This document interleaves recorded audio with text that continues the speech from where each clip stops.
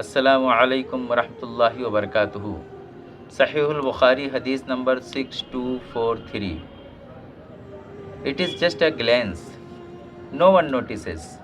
No one stops you. No one even questions it. So what is the harm? It is just a second. Just a moment. Just something normal, right? But what if the one glance is not as small as it feels? What if that one moment quietly plants something inside your heart? And over time, that small seed starts changing the way you think, the way you feel, the way you act, without you even realizing it. The Prophet ﷺ said, the adultery of the eyes is looking. Pause for a moment and reflect on this. The Prophet ﷺ did not start with actions. He did not say hands or steps.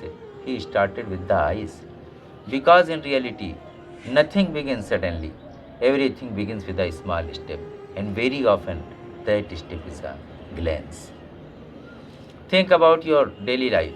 You pick up your phone, not for anything bad, but casually scrolling.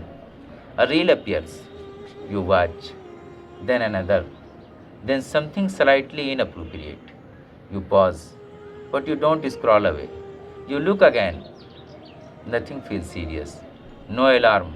No guilt strong enough to stop you. Just curiosity. But here is what is happening quietly. Your mind is recording. Your heart is absorbing. And over time, your standard starts shifting. With what once felt wrong starts feeling normal. What once made you uncomfortable no longer affects you. And it all started with one glance. First you see, then you think, then you imagine, then you desire, and eventually you act. Islam doesn't just block the final step, it protects you from the beginning. Because once something enters your heart, it doesn't leave easily. That image, that moment stays with you and returns when you are alone, when you are distracted, when your guard is down. Now imagine a different person, same phone, same world, same temptation. They see something inappropriate. For a second, they feel the pull, but then they look away. Immediately, no delay, no second glance. Inside there is a struggle, a real one, because desire is there, but control is stronger. No one sees this moment. No one prays them, but that moment is great with Allah, because that is where sincerity lives. Be honest with yourself. How many things have entered your heart through your eyes? Things you didn't want but allowed anyway. Now ask yourself something deeper. How different would be heart feel if you were more careful about what you see?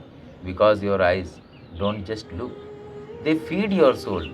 Lowering the gaze is not restriction, it is a protection. It protects your thought from becoming polluted. It protects your focus from becoming scattered. It protects your heart from becoming heavy. And every time you lower your gaze, you are choosing Allah over your desire.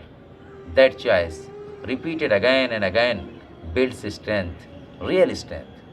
One day, all those hidden struggles will be seen.